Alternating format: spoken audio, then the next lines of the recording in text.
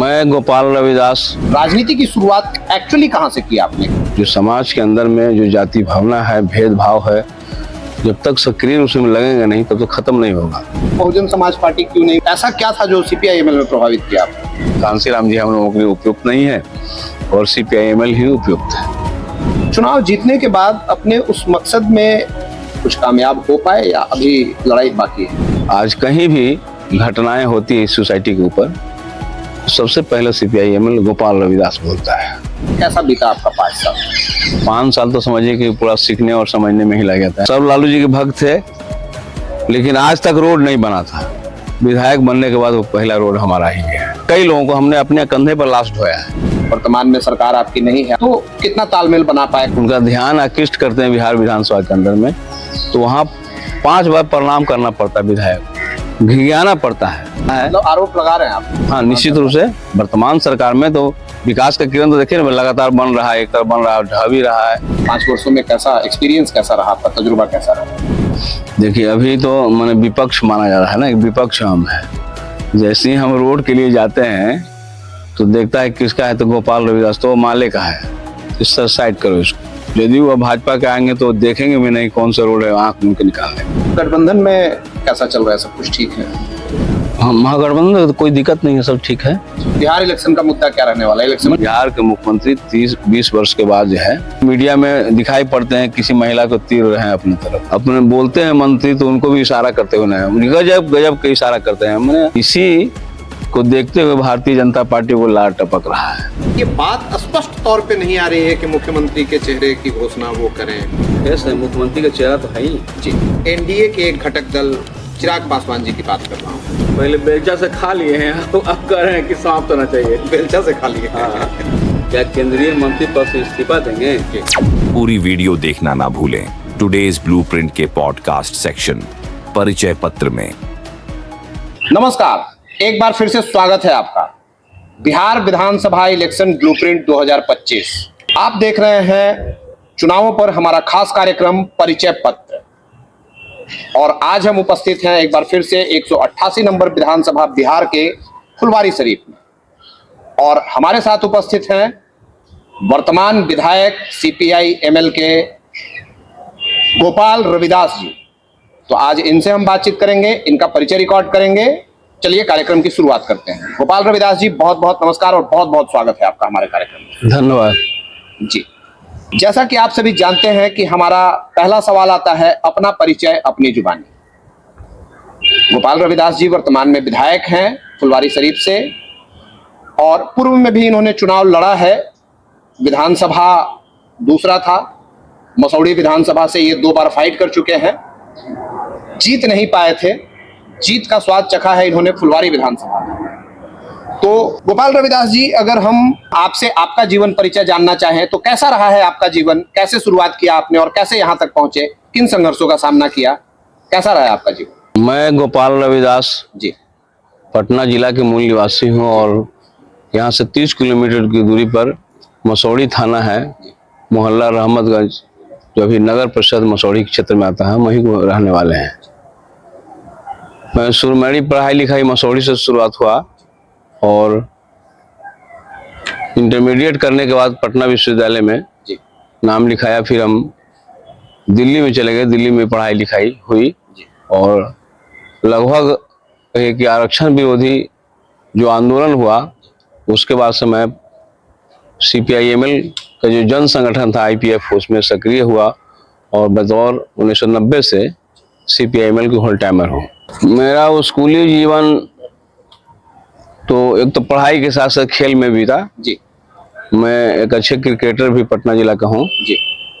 और उसके बाद मेरा जो पारिवारिक पृष्ठभूमि है जी, वो गरीब भूमि मजदूर किसान से है। जी। हमारे पिताजी जो है रेलवे कुली थे जी। और मेरी माई जो है दाई के काम करती थी। तो मेरा जीवन तो काफी कष्टमय बीता है, और कष्ट में बीतने के बाद जब हमने देखा कि छुआछूत की भावना हमको 1986 में झेलना पड़ा। कि हम तो क्रिकेट खेलते थे, तो उसमें कोई जाति उति था नहीं। जी मेरा साथी था अनुग्रह शर्मा। जी तो बगल के तारेगना गांव था, हमारे घर के मुश्किल से 500 गज की दूरी पर, और ब्लॉक के पीछे, प्रखंड कार्यालय के पीछे खेल मैदान था, वहीं हम लोग दोनों खेल रहे थे। मैच थी। जी अनुग्रह शर्मा ने बोला कि सभी मैच होने में टाइम है, चलो नाश्ता कर लेते हैं। उनके घर पर गया तो बजाबते कुर्सी उर्सी लगा हुआ था, बैठा। उनके बड़े भाई जो निकल कर आए तो सबसे पहले पूछे कि भाई कहाँ घर है? तो हमने बताया कि मसौढ़ी रहमतगंज में घर है। किस जाति से? तो हमने बोला कि चमार हम हैं। तो चमार शब्द सुनते ही उन्होंने अनाप शनाप बोलना शुरू कर दिया, गाली गलौज किए कि चमार दुसाद को हम बैठने देते हैं। और समझ लीजिए कि यही राजनीति के क्षेत्र में आने का एक टर्निंग पॉइंट है, जी जिसके लेकर बिहार विधानसभा में भी जूझना पड़ा हमको। जब 2020 में जीत के गए तो विधायकों का परिचय जो होता है, उस परिचय में हमने ये शब्दों को चर्चा किया। तो वहां पर भी कहा कि ये शब्द मत चर्चा कीजिए, हटाइए। लेकिन हमने कहा कि हमारे साथ इस तरह की घटनाएं घटी है, बजाब्ता जो है FIR है, थाना में दर्ज है, तो फिर क्यों हटाएं? 1986 की घटना है, तो हम बजाब्ते रिकॉर्ड में भी है, और उस रिकॉर्ड की जो बिहार विधानसभा में विधायकों की परिचय होने लगा, हमने ये चर्चा किया। जी तो हमारे जो विधानसभा अध्यक्ष विजय कुमार सिन्हा जी, उन्होंने कहा कि भाई ये जाति की चर्चा क्यों कर रहे हो? तो भाई हमारे साथ इस तरह की घटनाएं घटी है, बजाब्ता ऑन द रिकॉर्ड है। तो अंततः वहां भी विजय मिला और बजाब्ते वो प्रिंट होकर छप करके आ गया है। आप स्पोर्ट्समैन रहे हैं, क्रिकेट ही या उसके अलावा और भी खेल, मतलब कैसे वो उस युवा काल में तो बहुत सारे खेल होते हैं, तो सबसे ज्यादा दिलचस्पी आपकी कौन सी खेल में थी और कौन से साइड से, मतलब कितना अच्छा खेला करते थे? हम मैट्रिक क्लास तक तो फुटबॉल खेले। मैट्रिक के बाद जो है क्रिकेट खेले, और क्रिकेट में फास्ट बॉलर थे। क्रिकेट में फास्ट बॉलर। हाँ। और फास्ट बॉलिंग करते करते आज राजनीति में भी आप फास्ट बॉलिंग करना। हाँ, फास्ट बॉलिंग करते करते जो है दिल्ली के बाद जब गया तो घटनाएं थी, वहां भी घटना देखा, स्कूल कॉलेज में भी घटनाएं देखी, तब लगा कि भाई इस समाज के लिए काम करना चाहिए। आपने बताया आपकी शुरुआती पढ़ाई लिखाई मसौढ़ी में हुई। दिल्ली मतलब एजुकेशन लेने के लिए आपने बताया कि आगे आप दिल्ली में पढ़ाई किया आपने, तो कैसे, मतलब बिहार से आप एक पिछड़े समाज से आते हैं, जैसा कि आपने बोला कि जातिगत बातों को भी, या जातिगत बातें भी आपके साथ बहुत सारी हुई हैं, इस तरह का घटनाक्रम हुआ है, तो दिल्ली तक का सफर एजुकेशन के हिसाब से, पढ़ाई लिखाई के हिसाब से थोड़ा अगर प्रकाश डाले उस पर। दिल्ली जाने के पीछे कारण ये था कि हमारी जो 1981 में ही शादी हो गई। जी 81-82 में जब शादी हुआ तो हमारे जो ससुर थे जी वो दिल्ली में ही ठेकेदारी करते थे, जी इसमें सरिया का ठेकेदारी लेते थे। जी तो हम चर्चा किए कि मैं दिल्ली में पढ़ना चाहता हूँ। जी तो उन्होंने सारा खर्चा दिया हुआ उन्होंने, जी और पढ़े। जी और फिर जो है 1990 तक, 89-90 तक दिल्ली में पढ़ने के बाद यहाँ आ गए, और यहाँ हमने लॉ की पढ़ाई शुरू कर दिया मगध यूनिवर्सिटी के जो कॉमर्स कॉलेज है। जी जी उसी दौरान जो है ज़्यादा संपर्क में आ गए छात्र संगठन के साथ, और छात्र संगठन में पहले ABSU करते थे, ऑल बिहार स्टूडेंट्स यूनियन, उसमें जुड़ करके आंदोलन किए, और तब जाकर के ऐसा जो ऑल इंडिया स्टूडेंट्स एसोसिएशन है उसमें जुड़ गए, और तब से लगातार जो है उसमें करते गए। हमारी इच्छा तो थी कि IAS बनने का, जी PT की परीक्षा भी दी, वो सफल भी हुए, लेकिन समाज की सेवा में ज़्यादा मुखातिब हो गए और इसमें लग गए। आपने बताया आपने LLB किया हुआ है, लॉ की पढ़ाई की है आपने, प्रैक्टिस वगैरह कभी किया, मतलब प्रोफेशनली आप कभी जुड़े अपने पढ़ाई से? न, हमने कोई प्रैक्टिस नहीं किया, मैंने प्रैक्टिस करने का मौका ही नहीं मिला, सक्रिय हो गए ना। 90 में समझ लीजिए कि CPI-ML अंडरग्राउंड थी, और उसका जो जन संगठन थे IPF, वो खुले संगठन का राजनीति करती थी, उसके साथ जुड़े हुए थे, तो मौका ही नहीं मिला। आपने एक घटना की चर्चा की, आपके दोस्त, आपके मित्र के यहाँ आपके साथ जातिगत टिप्पणी की गई, अभद्र व्यवहार किए गए। आपने बताया कि वहां से आप राजनीति की तरफ सोचना शुरू किया आपने, तो वो क्या वही एक घड़ी थी, वही एक मौका था, वही एक समय था जहां से आपने राजनीति की करने की सोची, या समाज सेवा या अपने जाति को लेकर के आवाज उठाना, या इस तरह के अभद्र आचरणों और इस तरह की टिप्पणियों के खिलाफ आवाज उठाने का, मतलब राजनीति की शुरुआत एक्चुअली कहां से की आपने, कैसे शुरुआत हुई राजनीति? एक तो घटनाएं हमारे साथ हुआ जी वो घटना सिर्फ वही था नहीं, जी वो समग्रता में पूरे बिहार में घटनाएं हो रही थी। अगल बगल के घटना में उत्तर प्रदेश में सुन रहे थे, वो नजदीक से हमने देखा। तो देखने के बाद लगा कि इसमें लगना चाहिए। जो समाज के अंदर में जो जाति भावना है, भेदभाव है, जब तक सक्रिय रूप से लगेंगे नहीं तब तो खत्म नहीं होगा। आज भी मैंने कोई जाति से भेद नहीं है, बल्कि जो इस तरह की संस्कृति थी, तो उस संस्कृति के खात्मा की लड़ाई हमने शुरू किया। और उसमें लगा सबसे कि CPI-ML भाकपा माले जो पार्टी है, जो इस सवाल पर लड़ रही है, सबसे बेहतर पार्टी यही होगी, तो हम उस पार्टी के साथ शुरू होंगे। आपने CPI-ML की बात की कि ये आपको लगा कि ये पार्टी वैसे लड़ रही है, लेकिन आप जिस समाज से आते हैं, एक पूरे भारत में परिदृश्य में अगर देखा जाए, आपने पड़ोस के राज्य यूपी की भी बात की, तो आप जिस समाज से आते हैं, जिस समुदाय से आते हैं, बहुत जबरदस्त तरीके से कुछ नेता, कुछ लीडर्स उसकी आवाज उठा रहे हैं, जय भीम का नारा देते हैं। मैं बहुजन समाज पार्टी की बात कर रहा हूँ, तो क्यों, मतलब CPI-ML के साथ क्यों बहुजन समाज पार्टी क्यों नहीं? मतलब क्या आपको ऐसे क्या डिफरेंसेस, या ऐसा क्या था जो CPI-ML में प्रभावित किया आपको? एक तो है कि मैंने बहुजन समाज पार्टी तो बिहार में थी नहीं, जिस तरह से उत्तर प्रदेश के अंदर में है, लेकिन बिहार में वो भाकपा माले है जो सक्रिय भूमिका में थी। समाज के जो अंतिम पायदान के जो लोग हैं, ज्यादातर लोग CPI-ML के साथ जुड़े हुए थे।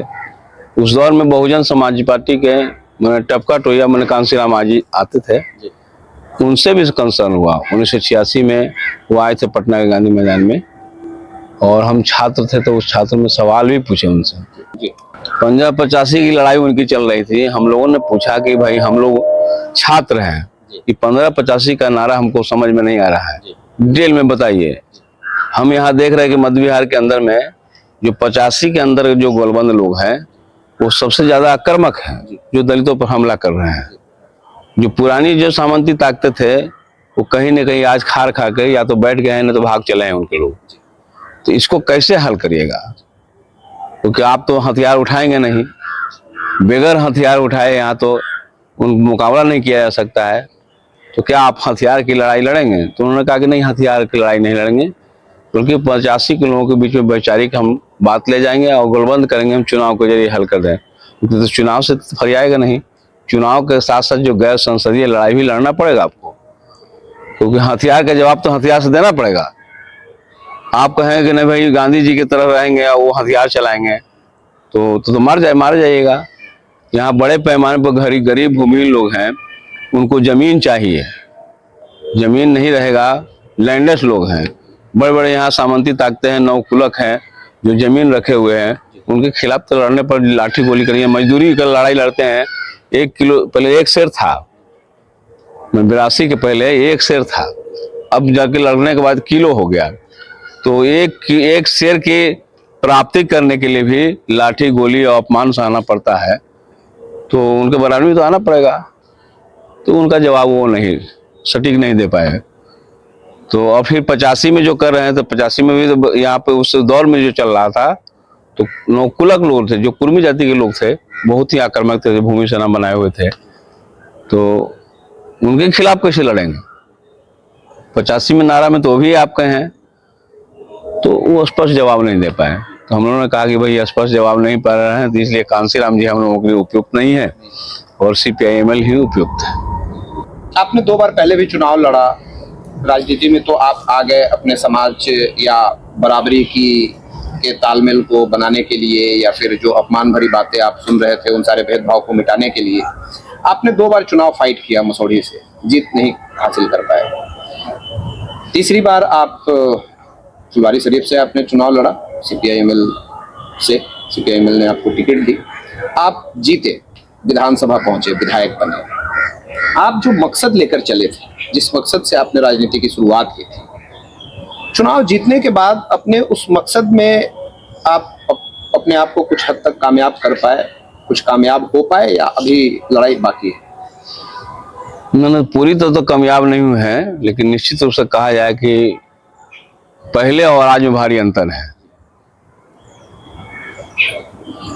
पहले गांव के जो दबंग लोग थे उनके मुकाबला नहीं कर पाते थे, लेकिन गांव-गांव में संगठन बना, प्रभावित हुए, तो वो ताकत आज एक राजनीतिक ताकत में बदल गया है। और राजनीतिक ताकत के रूप में आज देख सकते हैं कि बिहार विधानसभा में CPI-ML के 12 विधायक जीत कर आए। आपके योगदान की बात की जाए तो आप अपने मकसद में, आपको क्या लगता है, आपने अपने मकसद को पूरा करने में आपका योगदान कैसा रहा, कितना रहा? मैंने एक तो है कि समाज के जो पढ़े लिखे हिस्सा थे, हमारे सोसाइटी में बहुत ही कम लोग थे। हमारे आने के बाद लोगों में एक विश्वास जगा, साख बनी है, इन्हें पढ़े लिखे हिस्सा भी इस पार्टी के साथ जुड़े हैं। निश्चित रूप से गोपाल जी के साथ देना चाहिए और बड़े पैमाने पर हमारे समाज के लोग हमसे जुड़े हैं। आज कहीं भी घटनाएं होती है इस सोसाइटी के ऊपर तो सबसे पहले CPI-ML गोपाल रविदास बोलता है। तो एक तो विश्वास है हमारे प्रति उनको, ये मुखर होकर लड़ने वाले हर सवाल पर हम लड़ते हैं, जिसका आज नतीजा है कि आज भी 86 के जैसा भी अपमान झेलना पड़ रहा है। हम हाल के दिनों में झेले हैं। जो हमारे विधानसभा का जो कुर्थौल इलाका है, जहां पर हमारे विरासत में 35 ऐसे स्कूल मिले थे जो या तो बिल्डिंग था ही नहीं या पूरा जर्जर था। बिहार विधानसभा में हमने शिक्षा के सवाल पर, राशन के सवाल पर, स्वास्थ्य के सवाल पर, सड़क बिजली के सवाल पर सबसे पहला लड़ने का काम किया और 35 स्कूल पूरे विधानसभा में नया बिल्डिंग बनकर तैयार है। स्कूलों की बात कर रहे हैं? हाँ, सरकारी स्कूल नए बिल्डिंग बनकर तैयार है। आज स्कूलों में जाइएगा, आप कहीं भी नहीं देखिएगा जर्जर अवस्था में, सब रंगाई पुताई हुए हैं, नया नया बिल्डिंग बने हुए हैं। बल्कि पानी की व्यवस्था हम लोगों ने कराया है। प्रत्येक विद्यालय में समरसेबुल बोरिंग है और बच्चे हमारे पढ़ रहे हैं। बल्कि बच्चे को कुर्सी बेंच नहीं मिलता था, फटी हुई दरी भी मुहाल था, तो हमने चमरटोली में, मुसहरटोली में, समाज के अंतिम पायदान पर जो सरकारी विद्यालय में पढ़ते हैं वहाँ भी कुर्सी बेंच का व्यवस्था हमने कराया है। वर्तमान में आप फुलवारी शरीफ 188 नंबर विधानसभा से विधायक हैं। लोग रिपोर्ट कार्ड की बात किया करते हैं, कार्यकाल अब समाप्त होने वाला है, फिर से चुनाव में जाने वाला है राज्य पूरा। तो रिपोर्ट कार्ड की बात की जाए या फिर यूं पूछा जाए कि कैसा रहा कार्यकाल, 5 वर्ष के कार्यकाल की अगर समीक्षा आपके शब्दों में की जाए तो कैसा बीता आपका 5 साल?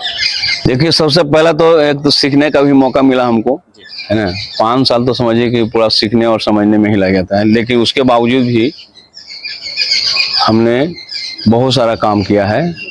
एक तो व्यक्तिगत रूप से जो विधायक का फंड मिलता है वो भी, और उसके अलावा जो सभी डिपार्टमेंट है, लगभग 29 डिपार्टमेंट है, 29 डिपार्टमेंट लड़ करके लाना पड़ता है, उसके लिए भी काम किया। एक तो शिक्षा के क्षेत्र में बता रहे हैं कि आमूलचूल परिवर्तन हुआ है, नए नए शिक्षकों की बहाली भी हुई, और राशन के क्षेत्र में जो सरकार ने लागू किया है कि प्रत्येक गरीबों को 5 किलो राशन, उस राशन लेने में वो 3 चीजों से गुजारना पड़ता था। एक तो उनको एफिडेविट बनाना, आधार कार्ड और आवासीय प्रमाण पत्र। तो 2021 से हमने संपूर्ण बिहार में फुलवाड़ी से आवाज उठाया तो एफिडेविट की समाप्ति हो गई है। अब लास्ट लगा हुआ है कि आवासीय प्रमाण भी खत्म हो जाएगा, यानी आधार कार्ड के आधार पर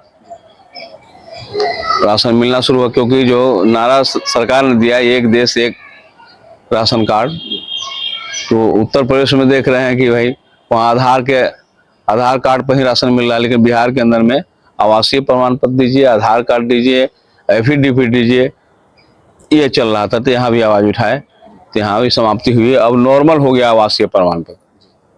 तो गरीब लोगों का लगभग 800-900 रुपया हमने छुड़वाने का काम किया है। एक राशन कार्ड बनाने जाइए तो काला कोट वाले जो है कम से कम 200 रुपया एफिडेविट के लेते हैं।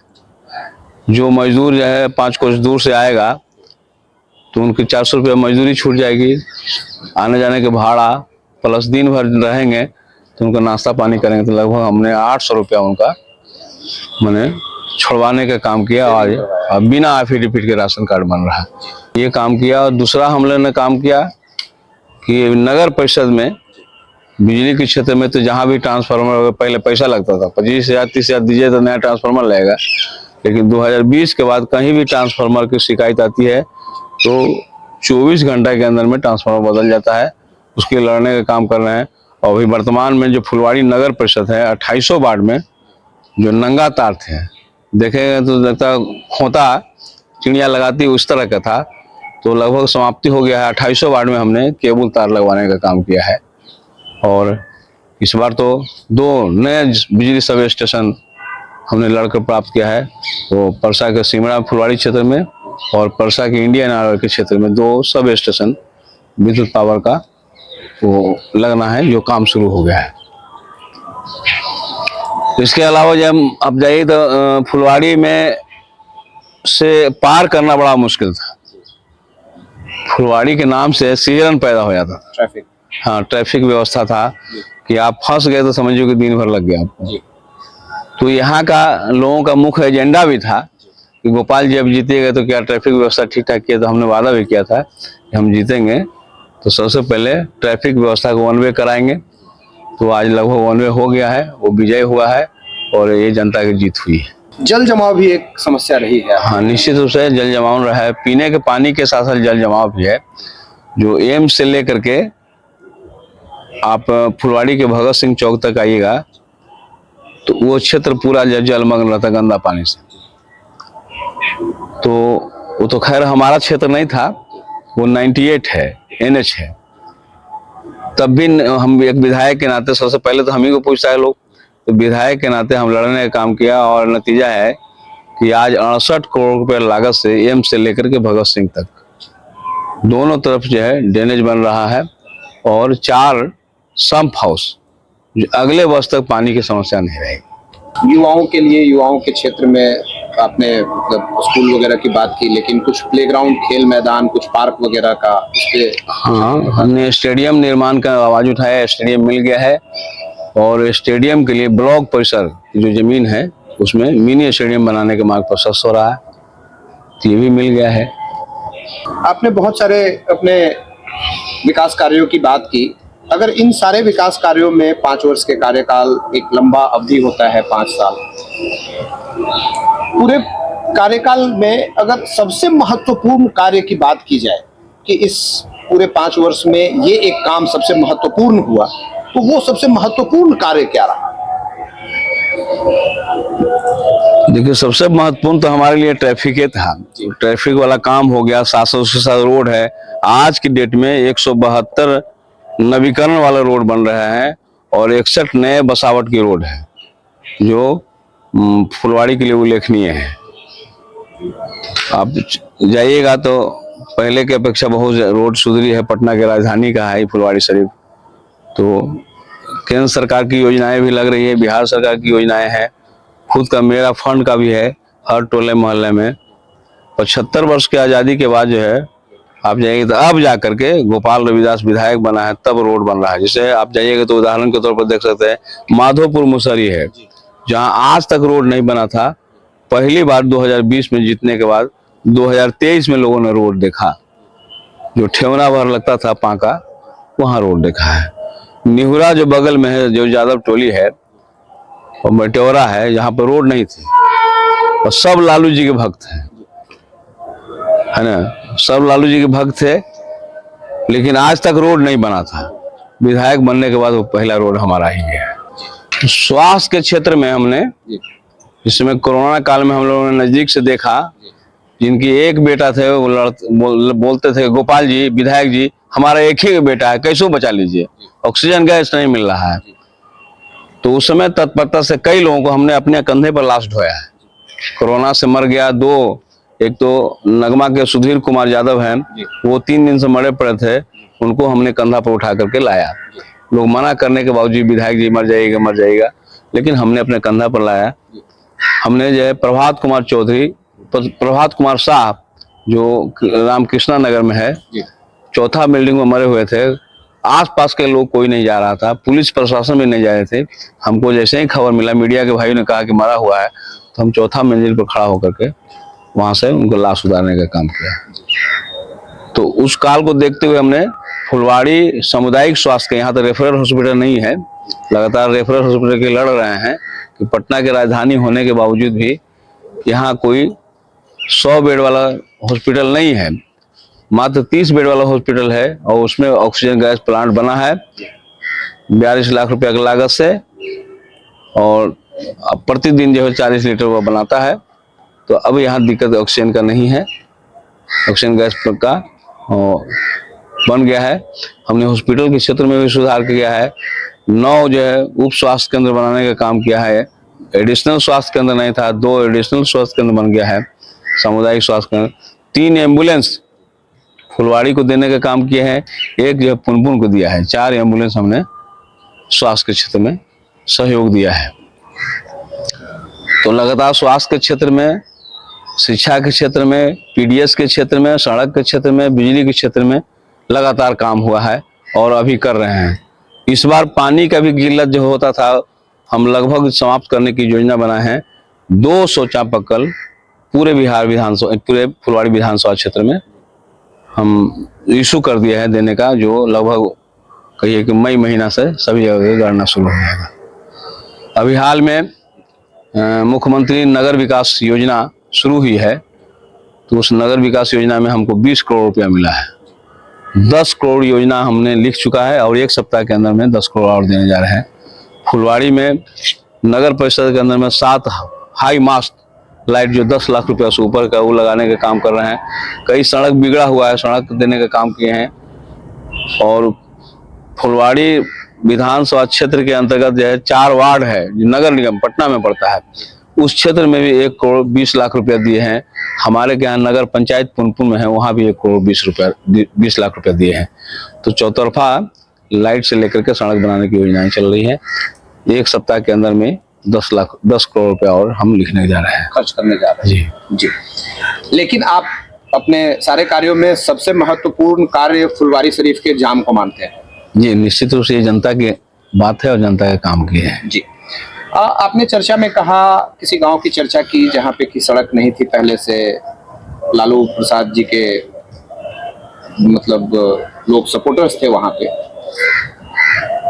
पूर्व में 15 वर्ष माननीय लालू प्रसाद यादव जी, या फिर यूं कह ले कि राष्ट्रीय जनता दल का सरकार रहा। वर्तमान में आपकी पार्टी अलायंस भी है उनके साथ, तो क्या लगता है, मतलब उस कार्यकाल में आपने अभी चर्चा की, इसलिए ये प्रश्न मेरे सामने है कि उनके राज्य में उनके ही सपोर्टर्स या उनके ही कार्यकर्ताओं के क्षेत्र में रोड नहीं था, आपने वो रोड बनवाने का कार्य किया। आपकी पार्टी जबकि अभी भी गठबंधन के साथ है, महागठबंधन के साथ है, तो मतलब उस कार्यकाल को कैसे? मेरा ये कहना है 75 वर्ष की आजादी के बाद भी सिर्फ लालू प्रसाद जी नहीं थे, जगन्नाथ मिश्रा जी थे, कई मुख्यमंत्री थे। 75 वर्ष के बाद आज विकास की किरणें वहां पहुंची। तो इसका कई आयाम है, कई कारण हो सकता है कि एक तो खुद उस बैकग्राउंड का प्रतिनिधि जीता, हमने उस दंश को झेला है, हमने गरीबी को देखा है, संकटों को देखा है। तो सबसे पहले आज भी अब जाइएगा तो बुनियादी वर्ग के यहाँ ज्यादा काम हुआ है, जिनकी जरूरत थी, जिनको पहुंच पथ नहीं था, वहां हमने। जैसे अभी देखिए कि फुलवाड़ी विधानसभा क्षेत्र में फुलवाड़ी खास तौर से ऐसा है जो विकासमान क्षेत्र है। जितने पटना में नौकरी पेशा करने वाले लोग आते हैं तो उनका बसेरा फुलवाड़ी चल जाता है। आप यहाँ आईएएस ऑफिसर हैं, तमाम जजेज के यहाँ घर हैं, तो विकास की राशि यही लूटते हैं लोग। आज भी हमारे के यहाँ है तो भारी पैमाने पर ऐसे ही लोग आते हैं कि हमको रोड दीजिए। प्रतिदिन 10 एप्लीकेशन रोड का आएगा।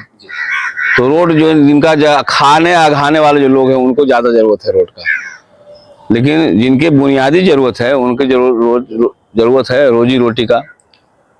कभी गरीब भूमिहीन हमारे पास नहीं आया है कि हमारे यहाँ रोड बना दीजिए, लेकिन जो नौकरी करने वाले लोग हैं या आईएएस ऑफिसर हैं, जज वाले लोग हैं, ऐसे ही लोग कहते हैं कि हमको बड़ा दिक्कत हो रहा है, नाली की दिक्कत है, जाने में दिक्कत है।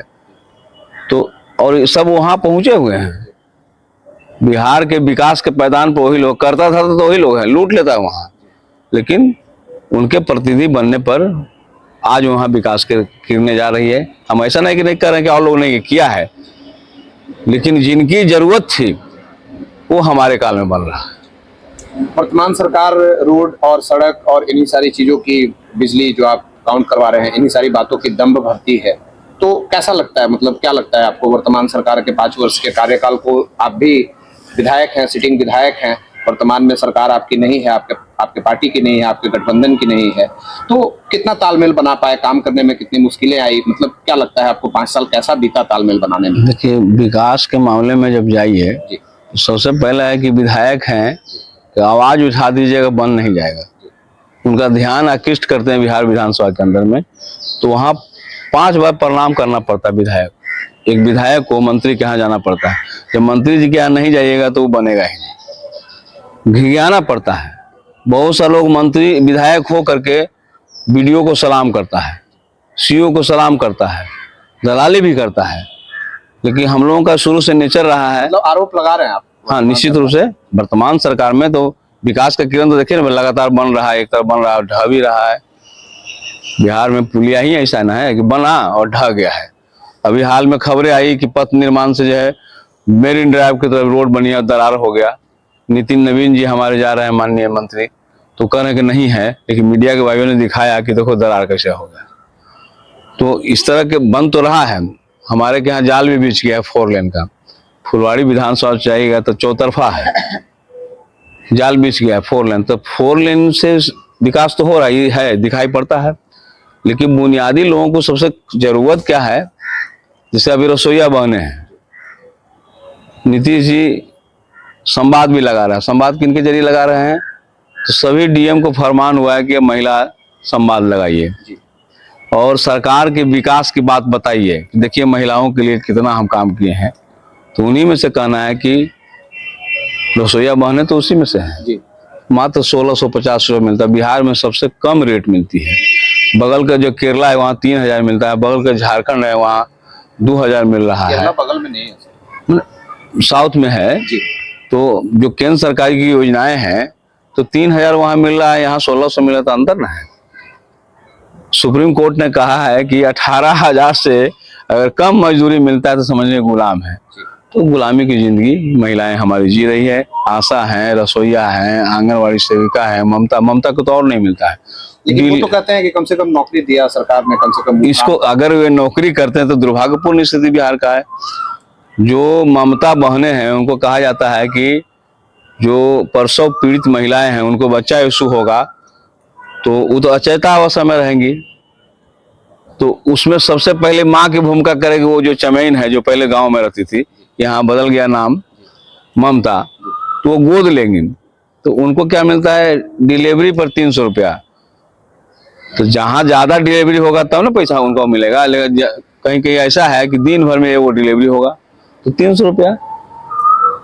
तो उनको क्या सम्मानजनक मजदूरी? सुदृढ़ीकरण तो नहीं हुआ, सशक्तिकरण भी नहीं हो पाया। तो अभी लड़ रहे हैं, यहाँ रसोईया लड़ रहे हैं, हम लड़ रहे हैं। हम ही नारा लगाते हैं, फूल नहीं चिंगारी है ये भारत की नारी है, हम लगाते हैं खुद। आशा कर्मियों का इस सरकार ने बजाबते लिखित करके और वो लागू नहीं कर रहा है। तो ऐसी तो स्थिति है। एक सरकार के गठबंधन की पार्टी के न होने के नाते कितना तालमेल बनाना पड़ता है काम करने में? मतलब 5 वर्षों में कैसा एक्सपीरियंस, कैसा रहा आपका तजुर्बा, कैसा रहा? देखिए, अभी तो मैंने विपक्ष माना जा रहा है ना, विपक्ष हम है। जैसे ही हम रोड के लिए जाते हैं तो देखता है किसका है, तो गोपाल रविदास, तो माले का है, तो इस तरह साइड करो इसको। वहां चाहिए भाजपा का, जदयू को। जदयू और भाजपा के आएंगे तो देखेंगे भी नहीं कौन सा रोड है, आंख मुंह के निकाल देंगे। लेकिन महागठबंधन के जो भी दल लोग हैं, चाहे माले हो, राष्ट्रीय जनता दल हो या कांग्रेस पार्टी, सीपीआई सीपीएम, जो भी हो, तो इनकी कामें बचने के बाद होता है ना। तो उनमें से गोपाल रविदास भी है। मतलब बचे हुए के बाद भी काम हो जाता है? हाँ, निश्चित रूप से। लड़ने झगड़ने वाले तो लोग होता है कि भाई आ गए हैं, वही लड़ने वाले हैं, बोलने वाले हैं, इनको करिए, नहीं तो लड़ेंगे, समझे। साथ साथ हमारे के यहाँ जो फुलवाड़ी में देखिएगा तो रोड की जो जटिलता था, संकट था ट्रैफिक के, इसके अलावा एक महत्वपूर्ण बात थी, वो हमेशा फुलवाड़ी आग में तपता हुआ रहता है। समझिए कि धुआं निकलते रहता है। फुलवाड़ी ऐसा जगह है जो बीजेपी के लिए एक खुराक है। एक चिंगारी लगा देंगे, दंगा हो जाएगा। फुलवाड़ी शरीफ है, बिहार शरीफ है, सासाराम है, दरभंगा है, ये पिक पॉइंट है। तो कभी भी यहाँ दंगा माहौल पैदा किया जाता है, लेकिन गोपाल रविदास के जीतने के बाद यहाँ कोई भी दंगा नहीं हुआ। दंगा करने की कोशिश की गई 2022 में, कोशिश की गई और 23 में भी किया गया, 24 में किया गया, लेकिन जब भी सुनाई पड़ता है तो पहला खड़ा हो जाता गोपाल। और बल्कि कोशिश यहाँ के प्रशासन के द्वारा की गई, सरकार का जो अब डीएसपी लेवल से लेकर जो ये सरकार के प्रवक्ता है, तो इनके द्वारा कोशिश हो रहा है कि रंगत दे दिया जाए। लेकिन जिसमें PFI की चर्चा होने हुए, उसके जरिए कहा गया कि फुलवाड़ी जो है ये फुलवाड़ी नहीं है, ये आतंक का जहर है। बहुत बदनाम किया गया, उस सब के खिलाफ लड़ा गया और यहाँ के नौजवानों को चुन चुन करके 186 लोगों को टारगेट पर लिया गया था, उनकी गवाही गुजारा गया और तब जाके एक राहत हुई। लड़े यहाँ के अंतर डीएसपी के खिलाफ लड़े, डीएसपी को यहाँ से विदाई भी करना पड़ा हमको। ये लगातार होता रहा। हाल के दिनों में यहाँ के मवेशी मुस्लिम व्यापारी थे जो गाय और बछड़ा लेके जा रहे थे, उनके 44 थी, 44 में 12 बछड़े थे, उसका छोटा बच्चा और गाय थी। वो किंजर जो जहानाबाद अरवल है वहां से ला रहे थे और मुजफ्फरपुर मेला में बेचते। एक मेला से दूसरे मेला में बेचने का काम था।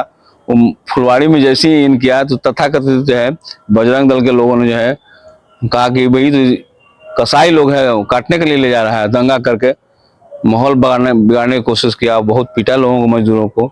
हमारी कान तक खबर है, हम वहाँ पहुंचे। 2 बजे रात में उनकी पकड़ की पिटाई हुई, 2 बजे दिन तक FIR नहीं हुआ। हम वहाँ थाना में पहुंच गए। ऐसे आमतौर पर थाना में जाते नहीं हैं भाई। 2 बजे रात को किसी मजदूर को पकड़ करके और 2 बजे दिन तक FIR नहीं हुआ, जबकि उसकी पूरी पीठ फाड़ दी गई थी, तब वहां जाके FIR हुआ है ना। उसके लिए थानेदार का गाली गलौज भी SP ने कहा कि भाई कैसे FIR हो गया, क्योंकि दबाव था उनका। तो इस तरह से हमने काम करके यहाँ शांति व्यवस्था बनाए रखे। जब भी होता है वो खड़ा हो जाए। अभी जो वफ वाला पे भी सवाल हम खड़ा है। 5 वर्ष पूरे होने वाले हैं, फिर से चुनाव आने वाला है। चुनाव के मुहाने पे खड़ी है प्रदेश की जनता। आप सभी का भी कार्यकाल समाप्त होने वाला है। माननीय मुख्यमंत्री जी कभी आपके साथ कभी उनके साथ, लेकिन पद पे बने रहे लंबे समय से, मतलब तीसरा चौथा कार्यकाल उनका चल रहा है। सारे कार्यकाल की नहीं, आप इस 5 वर्ष के कार्यकाल में आप हैं, विधानसभा में आपका दखल रहा है। तो सरकार के 5 वर्ष के कार्यकाल की समीक्षा अगर आपके शब्दों में की जाए तो कैसा रहा 5 वर्ष का कार्यकाल वर्तमान सरकार का? देखिए, 5 वर्ष में जिनकी विकास होनी चाहिए विकास हुआ है, लेकिन जिन लोगों की ज्यादा जरूरत थी उनकी कोई विकास नहीं हुआ। बुनियादी समुदाय के जो लोग हैं उनका अब स्थिति वैसा है कि वैसा ही है। आपने शुरू में हर वार्डों में 3 शराब भट्टियां खुलवाए, तो जिनकी आदत आप लगा दिए और तुरंत कह रहे हैं कि आप शराब छोड़ दो, शराबबंदी करने के काम के नारा लगा रहे हैं। तो आपका नारा है, लेकिन नारा जमीन पर फेल है। बहुत सब घटनाएं सुनते हैं कि जहरीली शराब से मर गया लोग।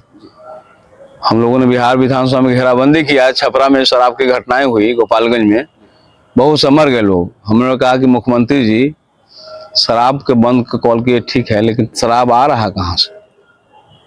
शराब अगर नहीं रहता तो पी रहे हैं कहाँ से? शराब है तब न पिए हैं, लोग मरे हैं। पीने वाले को तो मान लिया कसूरवार है, लेकिन उनके जो परिजन है, छोटे छोटे बच्चे हैं, उनका क्या कसूर है? क्या उनका रिहेबिलिट नहीं किया जाए? तो उनका कहना था कि भाई जो पिएगा सब मरेगा। क्योंकि ये तो मानवीय जवाब नहीं है। इनको मुआवजा आपको देना पड़ेगा और अंततः भी हम लोग मुआवजा लिए। वो काल हमारे 17 महीने का था, जो एनडीए जो महागठबंधन के साथ नीतीश जी आए थे, उसी काल का था। हम लोगों ने लड़े कि भाई तो ऐसा मुख्यमंत्री को साथ रह के हम लोग क्या करेंगे, जो गरीब लोग मर रहे हैं और उनको पुनर्वास नहीं करेंगे, बच्चे को पढ़ाई लिखाई नहीं होगा, तो अंततः देना पड़ा उनको। तो 5 वर्षों के कार्यकाल में विकास के कार्य को कैसे, मतलब क्या लगता है आपको, विकास हुई है? हाँ, विकास हुआ, इसमें दो मतलब विकास हुआ है, लेकिन समाज के जो गरीब भूमिहीन हिस्सा है, मजदूर हिस्सा है, मतलब जहाँ होना चाहिए हाँ, वहाँ वो नहीं हो पाया। जिन लोगों को मतलब पिछड़े वर्गों की बात की जा रही है, हाँ, वो उनका विकास नहीं पहुंचा है, नहीं पहुंचा है। जी। आने वाले समय में चुनाव आने वाला है। बिहार के परिप्रेक्ष्य में अगर बात की जाए, प्रदेश के नजरिए से अगर देखा जाए, तो इलेक्शन ब्लूप्रिंट इस बार क्या रहने वाला है, चुनावी मुद्दे क्या रहने वाले हैं? ऐसे में जबकि कुछ और घटनाक्रम देश स्तर पे घट रही है, वर्तमान के घटना की अगर मैं बात करूं तो अभी पहलगांव में कुछ हिंसा में कुछ लोग मारे गए आतंकवादी हमले में, तो इस तरह की घटनाएं भी हैं। आज हमारे देश के प्रधानमंत्री, आज हम जब यहाँ आपके साथ बैठ के रिकॉर्ड कर रहे हैं आपका परिचय पत्र, तो आज हमारे देश के प्रधानमंत्री भी हमारे राज्य बिहार में रैली कर रहे थे, सभा को संबोधित कर रहे थे। तो एक तरफ प्रधानमंत्री बिहार में है, दूसरी तरफ एक दिन 2 दिन पहले की घटना है कि पहलगांव में कुछ लोगों को चुन चुन के धर्म और जात पूछ करके मार दिया गया। जात नहीं लेकिन धर्म पूछ के मार दिया गया। ऐसे में बिहार का चुनाव, जो आने वाला चुनाव है, ये किन मुद्दों पे होने वाला है? मतलब बिहार का इलेक्शन ब्लूप्रिंट क्या रहेगा इस बार, चुनावी मुद्दे क्या रहेंगे? देखिए, पहले से तो वास्तविकता है कि यहाँ पे बेरोजगारी है, भ्रष्टाचार है, सामाजिक न्याय को जिनको न्याय मिलना चाहिए वो सवाल है यहाँ पर। इसके अलावा अब जो धूर्त बुर्जुआ पार्टी है, जैसे पिछले बार जो लोकसभा का चुनाव हुआ तो एजेंडा लॉक नहीं रहा था, सामने आ नहीं रहा था, तो संकट के घड़ी में जो दुख होता है तो उस घड़ी में भारतीय जनता पार्टी अवसर की तलाश करती है। अब जिस तरह से देखिए कोरोना काल था, कोरोना काल में जो है जो विभिन्न जो टेलीफोन एजेंसियां थी वो अवसर का तलाश करते हुए आमदनी दिखा रही थी, तो उसी तरह से भारतीय जनता पार्टी और नरेंद्र मोदी जी हैं, डबल इंजन की सरकार है, अवसर देखती है कि पुलवामा जैसी घटनाएं हो जाए तो हम यहाँ पर उसके शहीद के चिता पर खड़ा होकर वोट ले लें। तो अभी भी देख रहे हैं कि कल 3 दिन पहले घटना हुई है और कल बिहार के मेरीन ड्राइव पर बिहार के मुख्यमंत्री हवाई जहाज जो है रिपोर्ट का आनंद ले रहे थे, जो कि शोक के समय था। आज माननीय जो है मंत्री जी आए हैं, प्रधानमंत्री जी, तो बहुत ही संक्षिप्त बातों बोल करके शोक का बात कह के चले गए, जबकि कल उनको कर रुकवाना चाहिए था। कल आपने जश्न मनाया। उनका एक रैली था, मैं थोड़ा क्लियर कर देना चाहूंगा यहाँ पे कि कानपुर में, यूपी में कानपुर में उनका सभा था, लेकिन उसको कैंसिल किया उन्होंने, बिहार की सभा कैंसिल नहीं कर। हाँ, बिहार की सभा कैंसिल करे कहीं, यहाँ चुनाव है, चुनावे के लिए तो आए थे, ये मधुबनी गए थे, तो इसमें अवसर तलाश रहे थे। तो अगर सचमुच में गंभीरता उनके अंदर में होती तो सारे प्रोग्राम को बिहार को कहते कैंसिल कीजिए, रिवोट में ट्राई, लेकिन उस जश्न मना है और यहाँ पर कह रहे हैं कि शोक में 3 दिन का शोक है। तो कथनी और करनी में अंतर है। तो मुद्दा क्या रहने वाला है, मतलब बिहार इलेक्शन का मुद्दा क्या रहने वाला है? इलेक्शन मतलब पूरा बिहार मुद्दा तो है ही, भ्रष्टाचार, बेरोजगारी है, सरकार विफल है। हाँ, विफलता का परिणाम ये है, देख रहे हैं कि बिहार के मुख्यमंत्री 30-20 वर्ष के बाद जो है, और आप देखिए कि मीडिया में दिखाई पड़ते हैं किसी महिला को तीर रहे हैं अपनी तरफ। बिहार विधानसभा में अपने बोलते हैं मंत्री तो उनको भी इशारा करते हुए नहीं, गजब गजब के इशारा करते हैं। मैंने अब इन टोटलिटी में कही तो मानसिक उनका बुजुर्ग भी हो गए हैं, ठीक नहीं है, और इसी को देखते हुए भारतीय जनता पार्टी को लार टपक रहा है जी कि हमको सत्ता मिल जानी चाहिए, है ना। तो बड़ी बात बोल रहे हैं आपकी, भारतीय जनता पार्टी को लार टपक रहा है। मतलब हाँ। आपके गठबंधन के मुखिया भी ये बात अक्सर हाँ पब्लिकली और मीडिया के सामने बोल रहे हैं। वास्तविकता है जो हम कह रहे हैं, लार टपक रहा है, और लार टपकते टपकते जो है कई लोग जैसे माननीय गिरिराज जी हैं, कहते हैं भाई कि अब तो सांप्रदायिक नारा लगाता ही है कि जितने मुसलमान भाई है वोट नहीं देता उसको पाकिस्तान चल जाना चाहिए। ललन सिंह भी यही कह रहे हैं। तो ललन सिंह के भी भाषा में और भारतीय जनता पार्टी की भाषा में हाल के घटनाक्रम में भी देखिएगा, लोकसभा में जिस तरह से प्रखर होकर बोल रहे थे वक्त पर, तो लग रहा था कि अभी जदयू वाले नहीं है। जो शुद्ध समाजवादी लोग जो है कभी वोट लेंगे मुसलमान का, उनका विरोध भी करेंगे, तो इस बार तो फजीयत हो जाएगा उनको। जी, आपने वोट की बात की, अभी संशोधन बिल भी पास हुआ है, उसको लेकर के काफी चर्चा भी चल रही है, सुप्रीम कोर्ट तक मामला पहुंचा हुआ है। तो मतलब ये मुद्दा बनेगा हमारे बिहार इलेक्शन में? निश्चित बन गया है, बनेगा क्या, बन गया ही ना। एक तो भारतीय जनता पार्टी को तो वोट नहीं करते हैं मुसलमान लोग, और दूसरी पिलर के रूप में अब जदयू आ गया। अब लंबे समय से देख रहे थे, एनआरसी वाला में भी समर्थन कर रहे थे। इस बार तो खुलकर हुआ कि वक्फ वाला पे भी वहां ललन सिंह जिस तरह से उनका वक्तव्य दिए, और नीतीश कुमार चुपचाप कुछ बोल नहीं रहे हैं, एक शब्द भी बोल नहीं रहे हैं। तो लोगों ने कहा कि अब हम चुप नहीं रहेंगे, इनको भारतीय जनता पार्टी से अलग है ही नहीं, दोनों एक ही हैं। और इसलिए आप देखिए कि मुस्लिम नेताओं के जदयू से इस्तीफा लगातार चल रहा है। अभी हाल में कल भी दिया है इस्तीफा लोग। इनके नेताओं की घेराबंदी, जमा खां जो है, जो दूसरे पार्टी में थे, इनको भी घेराबंदी कर दिया लोगों ने कि आप मुसलमान हैं तो वक्फ के सवाल पर क्यों नहीं विरोध कर रहे हैं, वापस आइए। तो इस बार चुनाव में इनको झेलना पड़ेगा। बिना मुद्दा के बैठे बैठे मुद्दा मिल गया है तो हम लोग थोड़े पीछे रहेंगे।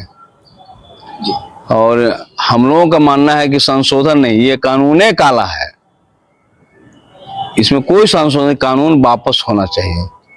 और आज भी हम लोग पूरे महागठबंधन के लोग एकताबद्ध हैं कि यह कानून काला कानून है और ये वापस होना चाहिए। उनके धार्मिक चीजों में सीधा हस्तक्षेप है, वो 341 का सीधा विरोध है जो भारतीय संविधान है। अब कुल मिला के देखिए ना तो टुकड़े टुकड़े में हमला चल रहा है। मूल बात है भारतीय संविधान को बदलने का। हम यही कह रहे हैं कि ये भारतीय जनता पार्टी इस संविधान को हटाना चाहती है, संविधान को बदलना चाहती है, क्योंकि इनका मूल मकसद हिंदू राष्ट्र की स्थापना करना है।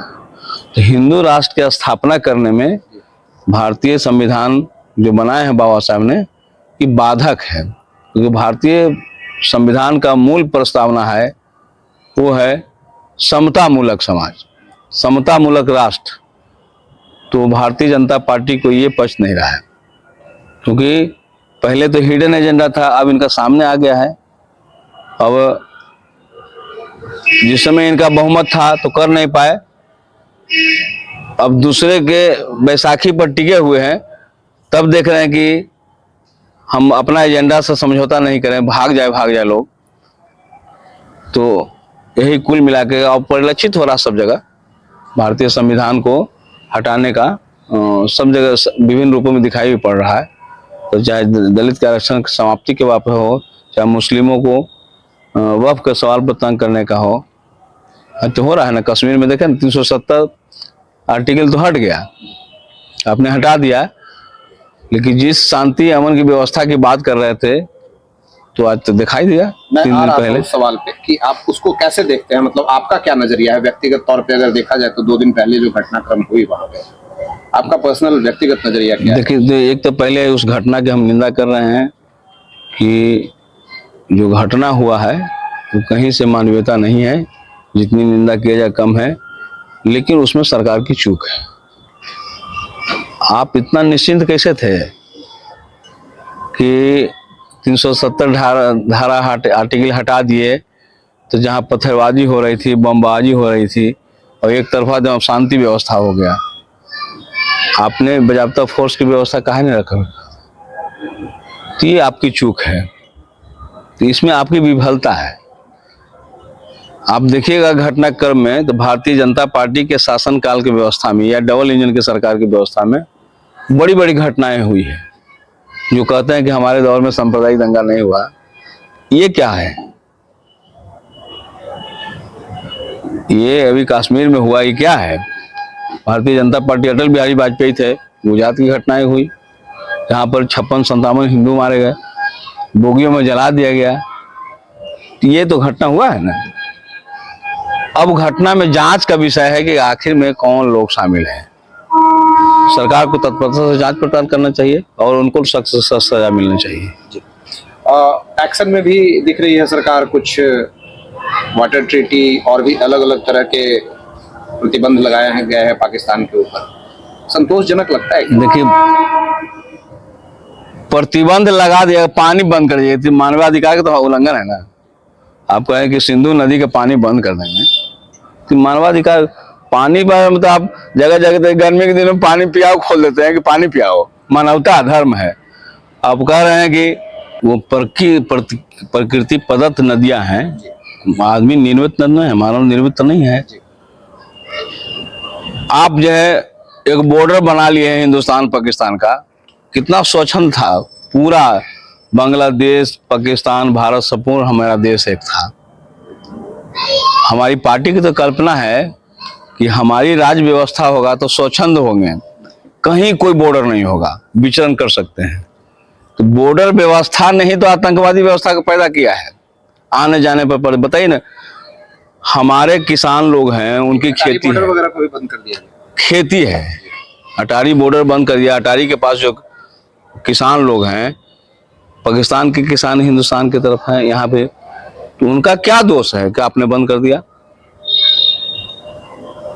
आप पहले से आप जाइएगा सिंधु नदी के जहां बॉर्डर है, बाघा बॉर्डर, वहां पर लकड़ी से घेर दिए, नाली के जैसा पानी आ रहा है। ऐतिहासिक है, जहां भगत सिंह का उनका दाह संस्कार हुआ है। तो भगत सिंह की तो सपना तो नहीं थी कि हिंदुस्तान पाकिस्तान बांट करके इस नदी को बांट दिया जाए। अब घटनाएं हुई तो घटना का आप दोष निकाल रहे हैं नदी का, नदी बंद कर दो उनको और पानी पीने लिए संकट पैदा कर दो, मर जाओ, यानी मानवता के ख्याल भी नहीं रख रहे हैं। ये कहीं से भी उचित नहीं है। निराकरण आपको यहाँ करना है। तो हमको तो आशंका है कि बिहार विधानसभा में चुनाव में भंजाएंगे, हो सकता है कि पुलवामा जैसी घटनाएं यहाँ कर दें और भारतीय जनता पार्टी उसको अपने पक्ष में करने की कोशिश करे, ये आशंका है। हम लौट के आते हैं आपके विधानसभा की तरफ, फुलवारी शरीफ विधानसभा की चर्चा करते हैं एक बार फिर से। तो फुलवारी विधानसभा में इस बार इलेक्शन ब्लूप्रिंट क्या रहने वाला है? यहाँ किस मुद्दे पे चुनाव होगा या यहाँ के लिए क्या मुद्दे हैं हमारे?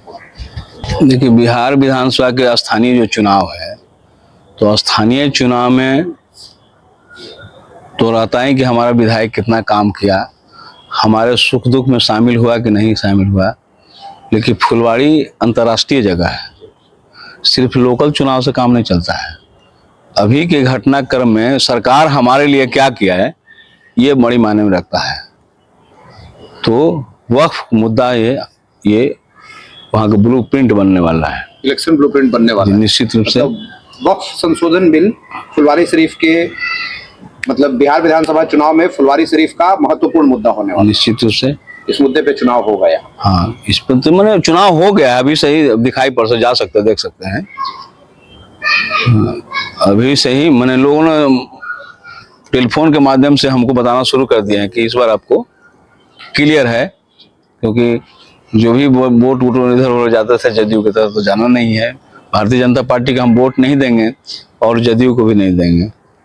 मतलब मुस्लिम समुदाय की बात कर। हाँ, मुस्लिम समुदाय एक बड़ा हिस्सा है ना, फुलवारी शरीफ में डोमिनेट करते हैं मुस्लिम समुदाय, बड़ी हिस्सा है और उसका हम प्रतिनिधित्व करते हैं।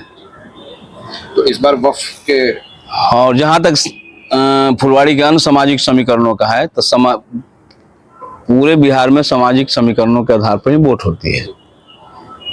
तो सामाजिक समीकरण में हम महागठबंधन में हैं, तो महागठबंधन का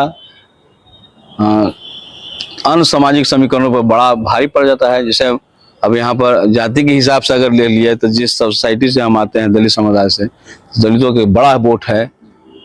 राष्ट्रीय जनता दल का अपने आप में एक बड़ा वोट है यहाँ पर, साथ में मुस्लिम समुदाय के लोग हैं। अन्य पिछड़ी समुदाय जो है, जैसे मुकेश सहनी जी हमारे साथ हैं, तो उनके लोग भी हमारे साथ ही रहेंगे, तो बड़ा वोट है। यानी एनडीए के बनिस्पत जो है महागठबंधन का बड़ा सोशल सामाजिक समीकरण है। और यहाँ तो फाइट नहीं होता है, एक तरफा वोट हुआ। अभी 15,000 16,000 के मार्जिन से जीतने वाले तो एक तरफा ही हो जाता है। पिछली बार भी काफी 91,000 जैसे वोट लाए हैं आपने। हाँ, मतलब काफी मार्जिन रहा है। पूरा बिहार के सेकंड टॉप वोट आए हैं। फर्स्ट बार भी हमारा ही पार्टी के जो है लाए, महबूब आलम बलरामपुर से, सेकंड में हम रहे हैं। महागठबंधन की बात चल रही है, अलग अलग समीकरणों पे बात हो रही है, गठबंधन में कैसा चल रहा है? सब कुछ ठीक है? हाँ, महागठबंधन में तो कोई दिक्कत नहीं है, सब ठीक है। मीडिया में तथाकथित चलते रहते हैं कि भाई कांग्रेस नारुष्ट है, मुख्यमंत्री के चेहरा घोषित नहीं कर रही है, लेकिन हम लोगों का कहना है कि भाई भारतीय जनता पार्टी अपने एजेंडा पे ले जाते हैं। उनका मुख्य एजेंडा है व्यक्तिगत रूप से है, किसी व्यक्ति के नाम पर चुनाव लड़ रहे हैं। हम लोग लड़ रहे हैं यहाँ के एजेंडा के। ये एजेंडा है महंगाई है, भ्रष्टाचार है, गरीबों के साथ न्याय की बात है, महिलाओं के सम्मान की बात है।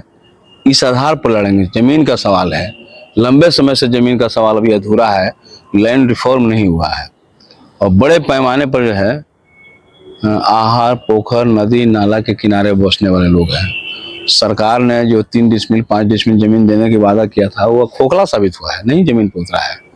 बल्कि हाल के दिनों में जो वादा किया सरकार ने कि 2 लाख रुपया सबको देंगे, मात्र 40,000 लोगों को मिला है।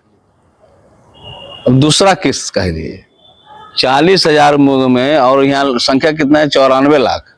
इस हिसाब से धीमी गति से चलेगा लगभग 200 वर्ष लग जाएंगे। तो ये भी उनका चुनावी एजेंडा है। अभी मंत्रिमंडल की बैठक कल होने वाली है, जिसे सरकार अभी पटना वाली सरकार और दिल्ली वाली सरकार दोनों ने वादा किया। पटना वाली सरकार ने कहा कि 2022 तक सभी गरीबों को पक्का मकान से आच्छादित कर दिया जाएगा, जबकि देखें कि 2017 से पूरा बिहार का पोर्टल लॉक है। तो पोर्टल लॉक है तो कैसे मिलेगा? और जितने केंद्रीय मंत्री यहाँ बिहार में आए, कोई कहा कि 13,000 पक्का मकान दिया। तो घोषणाएं तो होती रही, लेकिन व्यवहार में पोर्टल बंद रहा। ये देखा जा सकता है 2017 से पोर्टल बंद तक गरीब लोग वंचित रह गए। बल्कि अब घोषणा हुई है कि जिनका पहले वाला बकाया है पैसा सेकंड अलाउट का, वो वितरण अब हो रहा है। तो बड़े पैमाने में प्रधानमंत्री भी इसमें विफल रहे और पटना वाली सरकार ने कहा कि सबको 3 डिसमिल जमीन, तो 3 डिसमिल नहीं मिला। बल्कि हाल में हम आंदोलन किए हैं। परसा में जाइएगा तो परसा में नथुपुर है जी। तो नथुपुर में रेलवे के चार्ट में लगभग 70 वर्ष से गरीब लोग हैं, नट जाति के, समाज के अंतिम पायदान पर लोग हैं। उनको उजाड़ने का काम सरकार कर रही है। तो जमीन नहीं है तब तो बसने का काम कर रहे हैं। उनको न्यूनतम स्तर पर जमीन उपलब्ध नहीं कराया, जिसके लिए आंदोलन किए हैं। तब उनका वहीं पर है, नहीं तो भगा देता लोग। हम चले जाइएगा आप फुलवाड़ी शरीफ में नौसा पंचायत है, वहां पर ताजनगर मोहल्ला है। तो वहां पर नट और गुलगुलिया लोग हैं, गैर मजरूआ जमीन पर हैं, लेकिन उनको आज तक सरकार जो है जमीन पर पर्चा नहीं दे सके। बल्कि जब विकास का दौर आ रहा है तो भयभीत है कहीं रोड के नाम पर जो है हमको उजाड़ नहीं दो। तो उनको लड़ते लड़ते मार्ग प्रशस्त हुआ। 81 लोगों को पर्चा बन गया है और समथिंग समझते हैं कि 1 सप्ताह के अंदर में उनको हम पर्चा दिवाने का काम करेंगे। ये है। तो सरकार भी विफल हुई। 94 लाख लोगों को 2-2 लाख मिला नहीं। तो ये चुनावी शिगुफा ही रह गया उनका। 5 डिसमिल जमीन के बारे में 2 लाख रुपया का, वो सब अधूरा है, कहीं भी नहीं। बल्कि आज भी बड़े पैमाने पर शेल्टर राइट के लिए जो है गरीब लोग जूझ रहा है। मन एक तो खुद विधायक हम भी हैं, गैर मजरूआ जमीन पर मसौड़ी में बसे हुए हैं। लगभग 76 से लड़ाई चल रही है। आज तक सरकार जो है उसका पर्चा नहीं दे पाए। तो उजड़ने वाले में हम भी हैं, उजड़ जाएंगे, लेकिन हमको भी पर्चा नहीं दे पाएंगे। तो बड़े पैमाने पर है आहार, पोखर, नदी नाला किनारे फुलवाड़ी में तो बड़े पैमाने पर लोग हैं। तो कैसे हिंद जमीन जो नहर के है, नहर के चाट में दोनों तरफ बसे हुए हैं लाखों गरीब लोग। बजाय इमली से लेकर के भीगा चक तक लाखों लोग हैं और सब वोटर है। एक कुर्सी बीत गया उनका और सरकार उनको दे नहीं रहे। अस्थायी जो है सर्टिफिकेट देती है, जाति प्रमाण पत्र। ये प्रश्न है और लैंड रिफॉर्म का ये अधूरा है और हम समझते हैं कि महागठबंधन सरकार आने के बाद ही हल होगा। एक बार फिर से आपने महागठबंधन सरकार आने की बात की, बहुत सारी बातें हुई बीच में आपने कही। आपने जिस मुद्दे को उठाया, अभी बिहार में देखा जाए तो कुछ नई पार्टियां भी आई हुई हैं। अभी कल के एक प्रेस कॉन्फ्रेंस में ऐसे ही नए नवेले पार्टी के संयोजक संस्थापक ने भी इस तरह के ये अपने 2 लाख वाले मुद्दे को वो उठा रहे थे। तो इन छोटी पार्टियों को के बारे में क्या करना है आपका? ये जो नई पार्टियां आ रहे हैं उनके विषय में क्या करना है? मतलब ये किनको डैमेज कर रही हैं, आपके गठबंधन को या उनके गठबंधन? देखिए, सबसे पहले तो ये लोकतंत्र है। लोकतंत्र में सबको लड़ने का, पार्टी रखने का अधिकार बहुत सारा दिया है जी, तो इसके लिए स्वागत है। लेकिन उनके बारे में चर्चा है कि भारतीय जनता पार्टी की पीठ तो ज़्यादा तो नुकसान उन्हीं को होगा, क्योंकि एनडीए बनाम जो है महागठबंधन की लड़ाई होगी। जिनके पक्ष में सामाजिक सोशल समीकरण रहेगा उनकी जीत होगी, बाकी लोगों का हार होगा। तो वोट कितना लेंगे? गरीब भूमि मजदूर किसानों का तो वोट जाने वाला नहीं है। अल्पसंख्यक के लोग देंगे नहीं, क्योंकि अल्पसंख्यक के लोग वोट देते हैं कि जो जीतेगा हम उनको डिटरमाइंड है, यानी कि हमारे प्रति नहीं है। ऐसे नहीं, उनकी अवधारणा राष्ट्रीय स्तर पर है कि सबसे एलर्जी है भारतीय जनता पार्टी से। तो भारतीय जनता पार्टी के जो हराएगा हम उनके साथ हैं। तो वो तो हराने की स्थिति में नहीं रहेंगे, वो वोट कटवा के रूप में रहेंगे। तो वोट काटेंगे, कहीं कहीं हमारा वोट भी काट सकते हैं। हम सुन रहे हैं कि मुस्लिम का 40 उम्मीदवार दे रहे हैं, जहाँ जहाँ मुस्लिम बेल्ट है वहाँ देंगे।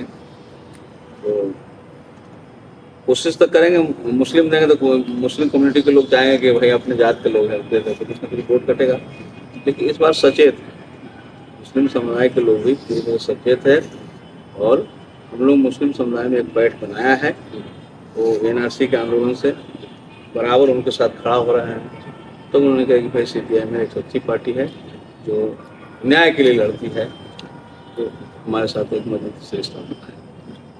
एक बार फिर से आपके गठबंधन महागठबंधन की अगर चर्चा की जाए तो आपने बातें कहीं भी बातें आ भी रही है, संयोजक समिति बनाई गई है और भी आगे भी मीटिंग्स होने वाले हैं, लेकिन सीएम फेस का अनाउंसमेंट नहीं हो पा रहा है। मतलब क्या लगता है सीएम का चेहरा, अगर सीएम फेस की बात की जाए, मुख्यमंत्री के चेहरे पे बात की जाए, क्या लगता है कौन होने वाला है? या मतलब ऐसे ही पिछले समय में मुख्यमंत्री का चेहरा बना ही दिया, महागठबंधन के हमारे नेता होंगे तेजस्वी। इस बार भी हम लोग घोषणा कर दिया है कि सबसे बड़ा दल है इंडिया गठबंधन जब बनी थी दिल्ली में, आप लोगों को याद होगा कि उस समय तय हुआ, राहुल जी ने कहा कि जो जहां लीड वाली पार्टी रहेगी वो फिर सीएम फेस का चेहरा प्रतिनिधित्व करेंगे। तो यहाँ राष्ट्रीय जनता दल सबसे बड़ी पार्टी है स्वाभाविक रूप से, तो नेता भी बनना उनका स्वाभाविक रूप से। हम लोग की तरफ से मुख्यमंत्री का सवाल नहीं है, मुख्यमंत्री महागठबंधन के तरफ से, हमारे तरफ से कोई दिक्कत नहीं है कि तेजस्वी यादव मुख्यमंत्री नहीं, बड़े दल हैं वो भी होगा। हम लोगों का सवाल है यह है कि गरीबों के साथ सोशल जस्टिस मिलनी चाहिए। जो जमीन के लिए लड़ रहे हैं जमीन मिलनी चाहिए। रोजगार के लिए जो युवा लोग तरस रहा है, 17 महीने की व्यवस्था में हम लोगों ने 2.5 से 3 लाख नौकरी एक ही मुश्त देने का काम किया, वो रोजगार से होगा।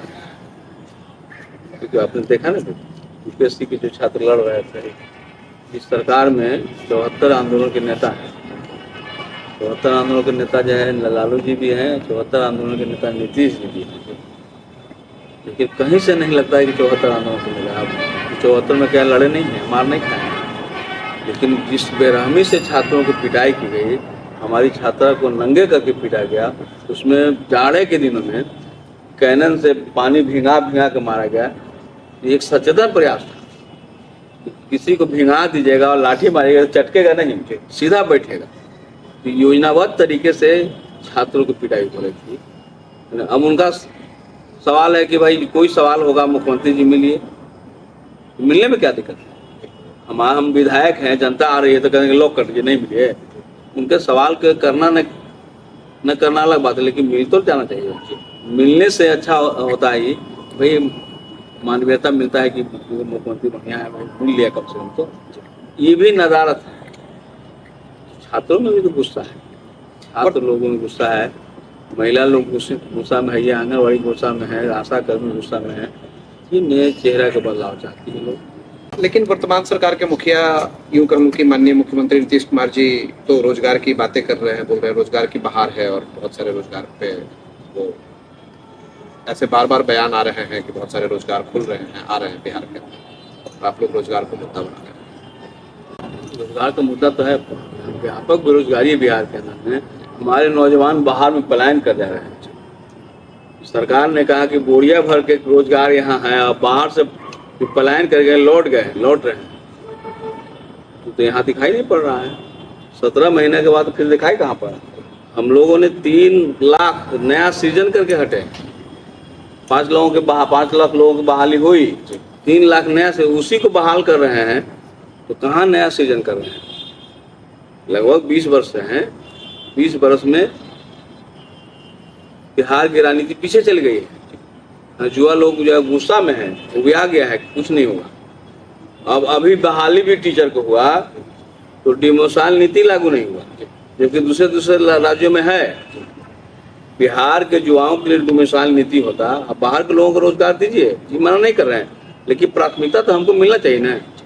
बिहार के लोगों को जो जर्जर स्थिति है, रोजगार नहीं मिल रहा है, बल्कि दिहाड़ी काम करने के लिए बाहर में जा रहे हैं, दिल्ली, बम्बई, कलकत्ता जा रहे हैं, चेन्नई जा रहे हैं, और रोजगार का अवसर भी आ रहा है। तो ज़्यादातर लोग बिहार से ज़्यादा लोग उत्तर प्रदेश के लोग हैं, राजस्थान के लोग हैं, यहाँ बहाल हो गए।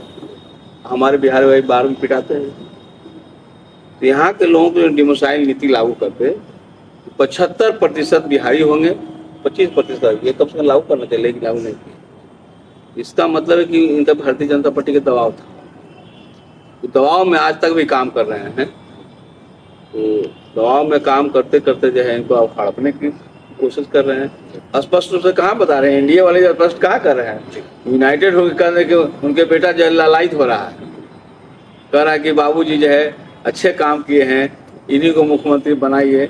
मुख्यमंत्री का चेहरा इनको घोषित करना है, आप बताइए, अपील करना पड़ा। वो बालक जो है कुछ एबीसीडी जान नहीं रहा है, उससे अपील करवा रहे हैं। तो निशांत कुमार की बात कर। हाँ, निशांत जी बरियरी पॉलिटिक्स में लाने की कोशिश किया जा रहा है। तो पॉलिटिक्स में बरियरी कोई आ जाता है। लेकिन अभी जेडीयू के एक विधायक ने मतलब बहुत ही प्राउडली और बहुत जोरदार तरीके से आवाज उठाई है कि निशांत जी पॉलिटिक्स में आने वाले हैं। आ जाता, अच्छा बात है, नौजवान आए तो क्या दिक्कत है, लेकिन जबरदस्ती कर रहे हैं, आने वाले हैं। अब हम लोगों को कोई लाने वाला था, मैंने जन्मजात ही बात आ गया। जो समस्याएं हैं उस समस्याओं पर देखा कि भाई हमको पॉलिटिक्स करना चाहिए समाज को जगाने। तो समाज को जगाने के लिए पैसा बनाए पॉलिटिक्स में, उसका प्रतिफल भी मिल रहा है। समाज के लोग जाग रहे हैं, विश्वास कर रहे हैं, बढ़ रहे हैं, दिखाई पड़ रहा है। वो निशांत अगर आते हैं राजनीति में तो स्वागत है, आए, कोई दिक्कत नहीं है। ये भ्रम में टूट जाएगा ना कि नीतीश जी कहते हैं कि भाई हमारे परिवारवाद नहीं है, आ जाएंगे तो समझ आ जाएगा परिवार के समझ। लोग चाह रहे हैं कि आ जाए। मतलब निशांत कुमार के चुनाव में आने से पहले आप लोग वेटिंग में हैं, मतलब परिवारवाद का आरोप। इसी को जो हम परिवारवाद की जो दंड झेलते हैं, नीति ये तेजस्वी जी झेल रहे हैं, तो सब लोग जैसे अब मांझी जी के पूरे वंशज विधायक एमपी हो गया, वो नहीं मान रहे हैं। रामविलास जी वाला नहीं मान रहे हैं। टारगेट कहीं न कहीं नीतीश जी के जरिए, भारत के प्रधानमंत्री के जरिए, वो गाली गलौज से लेकर के जितने ईडी सीडी से जितना जांच पड़ताल जो होती है, ऐसे परिवारवादी हैं। तो परिवारवादी हैं तो मौका इनको आवे तब न पता लगा। हम लोग खोलेंगे मोर्चा, मोर्चा खोलेंगे, इंतजार कर रहे हैं। एक बार फिर से आपने महागठबंधन की बात की, सीएम चेहरे की बात हो रही है। आपकी पार्टी के बड़े घटक दल जो हैं, आपके गठबंधन के बड़े घटक दल जो हैं, राष्ट्रीय पार्टी हैं,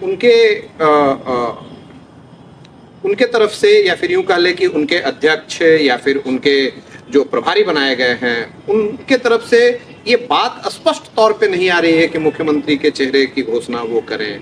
कैसे देखते हैं इसको? देखिए, कांग्रेस पार्टी का हमेशा संस्कृति रही है ऊपर से।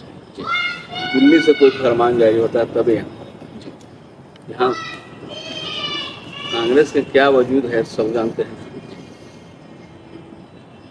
कांग्रेस के क्या वजूद है वो जानते हैं, और इसके बारे में कांग्रेस भी स्पष्ट कर चुकी है जी। हम लोग कह रहे हैं कि भाई यहाँ मुद्दा सीएम चेहरा नहीं है, मुद्दा है भ्रष्टाचार, मुद्दा है बेरोजगारी, मुद्दा है महंगाई, मुद्दा है लोग जो गरीब लोग हैं विस्थापित हो रहे हैं, बुलडोजर राज से के माध्यम से उजाड़ने की कोशिश करी, ये मुद्दा है। लेकिन भारतीय जनता पार्टी हमेशा व्यक्ति पर लाकर केंद्रित करती है, तो समय आने पर हो ही जाएगा। हम लोग तो घोषणा कर ही दिए हैं कि हमारे चेहरा यही है, दूसरा तो है नहीं। कांग्रेस का भी उनका भी स्वीकृति है,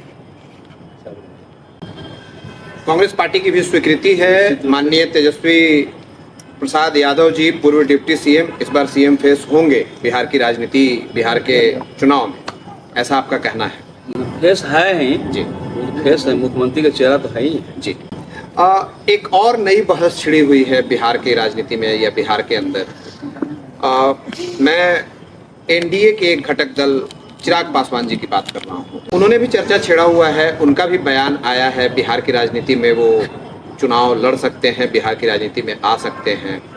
और एक आपकी पार्टी यानी आपके गठबंधन के भी एक घटक दल, अगर मैं बात करूं, मैं इशारों में अगर आप समझ रहे होंगे, तो इन सभी को मिलाकर के एक तीसरी बात, एक तीसरी चर्चा छिड़ रही है। कैसे देखते हैं इन सारी चर्चाओं को?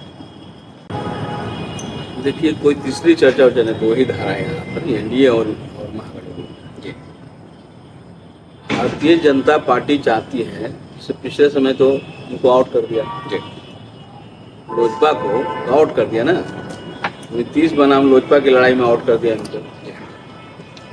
तो आपको याद होगा कि इनके जो है राष्ट्रीय अध्यक्ष थे नड्डा जी, उत्तरी बिहार के सिवान की सभा में कहा जी जितने भी क्षेत्रीय दल है उनको सौंप करना। जी उस क्षेत्रीय दल में लोजपा भी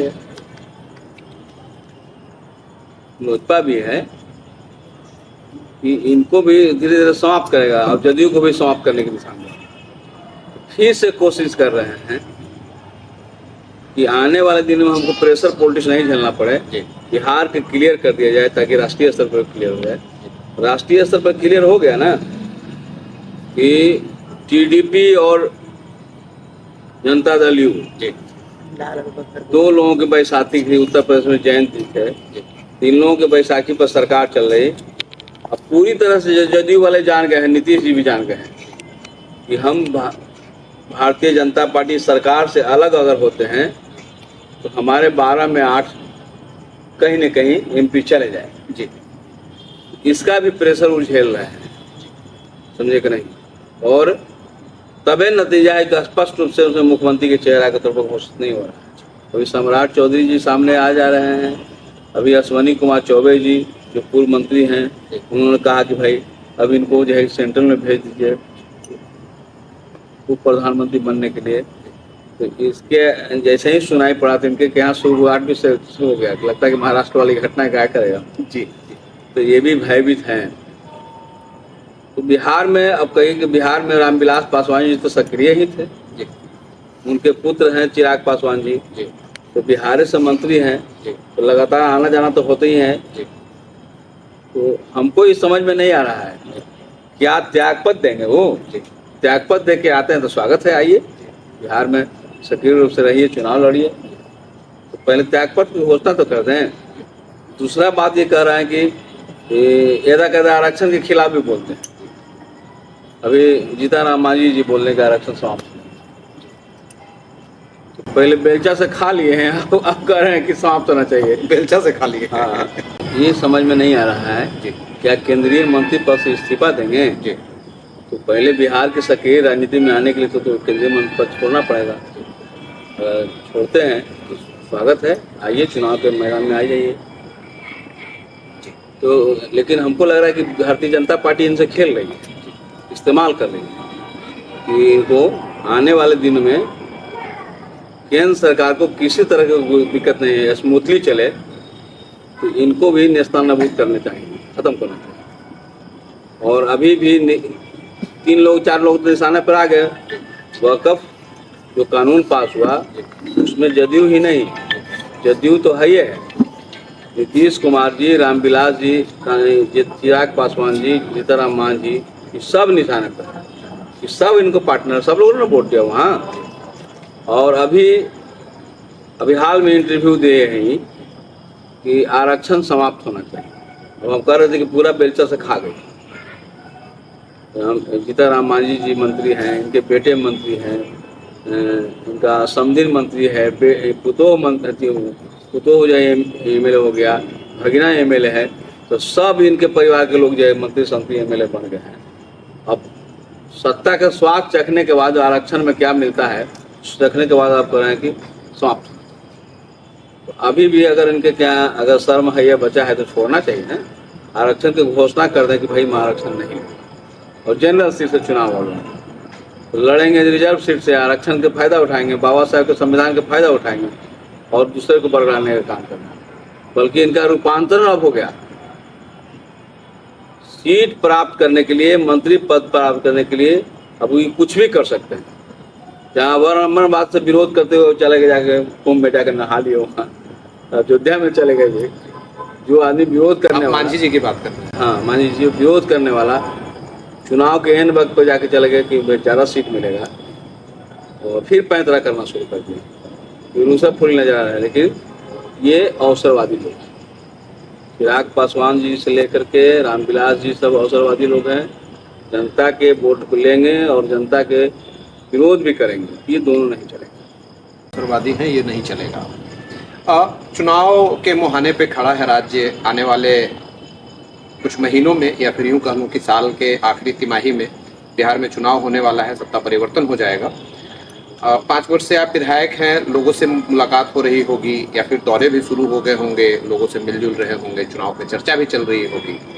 तो इस बार के चुनाव के मद्देनजर आपकी अपने क्षेत्रीय जनता से आपके अपने संकल्प और अपने वादे क्या हैं इस बार के चुनाव के रिगार्डिंग? कौन से संकल्प और कौन से वादे लेकर के चुनाव में जाने वाले हैं आप लोग? ये देखिए, सबसे पहले बात तो है कि हम लोग सालों जाते रहते हैं जी। तो चुनाव आ गया, हम लोग चुनाव वाली पार्टी तो है नहीं जी। मैंने जनसंघर्षों की पार्टी है। तो जनता के हर सवाल पर लड़ते हैं। कभी जमीन के सवाल पर धरना जुलूस प्रदर्शन होता है, कभी महिलाओं के सवाल पर धरना जुलूस होता है, पढ़ाई लिखाई के सवाल पर होता है। सब सवाल पर लड़ते झगड़ते रहते हैं और हजारों जुगलबंदी होते रहती है, हमेशा मिलते थे। इस बार हमारी प्राथमिकता होगी कि हमारी सरकार अगर बन जाती है, दोबारा जीतते हैं, तो जनता के जो बुनियादी सवाल हैं, वो जमीन के सवाल है, उस सवाल को हम जोरदार तरीके से लड़ने का काम करें। हमारे यहाँ एक भी कल कारखाना नहीं, जो पुरानी कल कारखाने थे वो ख़त्म हो गया है। जैसे फुलवाड़ी में एस्बेस्टस फैक्ट्री था, रबर फैक्ट्री था, साइकिल फैक्ट्री था, कई फैक्ट्रियाँ। और नई फैक्ट्री रहने के वजह से हमारे फुलवाड़ी के जो बेरोजगार नौजवान हैं बाहर पलायन कर जाते हैं। तो गरीब, हमारे इलाके में गरीबों की संख्या ज़्यादा है, छोटे मझोले ज़्यादा लोग हैं। और कृषि के 2 पार्ट देखिए, फुलवाड़ी विधानसभा के 2 पार्ट है, एक पुनपुन है। तो पुनपुन जो कृषि वाला क्षेत्र है और फुलवाड़ी वाला जो क्षेत्र है जो विकासशील है, शहरी विकासशील है। तो दोनों जगह रोजगार का सवाल है। साथ साथ अपनी कोई फैक्ट्री अगर यहाँ हो जाता, क्योंकि यहाँ पर बगल के ही सरकार है, अभी तक कोई आज तक मध्य बिहार के अंदर में कोई फैक्ट्री नहीं बनी, जबकि जमीन है और न तो सिंचाई के व्यवस्था साधन भी है। हमारे यहाँ पटना जिला पूरे बिहार विधानसभा के विधानसभा क्षेत्रों में सबसे इकलौता विधानसभा क्षेत्र है। यहाँ पर 14 नदी है। 14 नदियाँ होने के बावजूद भी कभी बाढ़ का दंश झेलते हैं, कभी सुखाड़ का झेलते हैं, और सब नदी बरसाती हो गया है। अभी बैसाख का महीना आएगा, बैसाख महीना में एक चुल्लू पानी नहीं मिलेगा। तो हम चाहते हैं कि हमारी तमाम नदियों का यहाँ रख रखाव सिंचाई के लिए व्यवस्था हो जाए, पानी का स्टोर हो। तो यहाँ की चीर परिचित मांग भी है यहाँ कि हमारे के इतनी बड़ी नदी होने के बावजूद भी तो बरसाती नदी गंगा में चली जाती है। तो पानी ऐसा डैम बना करके पानी को सिंचित किया जाता ताकि सालों सिंचाई हो। इस सवाल पर भी हम लड़ने का काम करेंगे। ये आने वाले बिहार विधानसभा में इसकी आवाज़ गूंजे और यहाँ एक बड़े डैम का निर्माण ताकि पानी सिंचित। हमारे चैनल के माध्यम से अगर आप अपने क्षेत्र की जनता से, प्रदेश की जनता से, देश की जनता से कोई अपील करना चाहे तो वो अपील क्या होगा? सबसे पहले हम बिहार के तमाम मतदाता मालिकों से प्रार्थना है कि CPI-ML सबसे जुझारू और मजदूर, किसानों, नौजवानों के पक्ष में लड़ने वाली पार्टी है। महागठबंधन के सबसे सख्त पार्टनर हैं।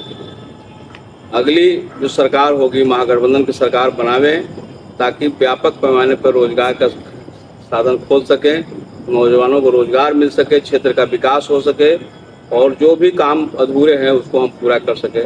बहुत बहुत। तो ये थे हमारे साथ गोपाल रविदास जी, वर्तमान विधायक हैं CPI-ML से, फुलवारी शरीफ 188 नंबर विधानसभा से। हमारे साथ बातचीत किया इन्होंने, इनका परिचय हमने आपके सामने रखा। ऐसे ही अलग अलग विधानसभाओं में अलग अलग नेताओं से, वर्तमान विधायक से, पूर्व विधायक से, वर्तमान मंत्री से, संभावित प्रत्याशियों से हम बातचीत करते रहेंगे, उनका परिचय रिकॉर्ड करते रहेंगे और आप तक लाते रहेंगे। आप बने रहिए हमारे साथ और देखते रहिए हमारे चैनल टुडेज ब्लूप्रिंट न्यूज़ को। मैं अविनाश राज सिंह एक बार फिर से आपसे मिलूंगा किसी ऐसे ही अलग विधानसभा में अलग प्रत्याशी से, अलग वर्तमान विधायक से बातचीत करते हुए, उनका परिचय रिकॉर्ड करते हुए। तो बने रहिए हमारे साथ। गोपाल रविदास जी, बहुत बहुत धन्यवाद हमारे साथ बातचीत करने के लिए। आप ब्लूप्रिंट को जी बहुत बहुत धन्यवाद, शुक्रिया, थैंक यू।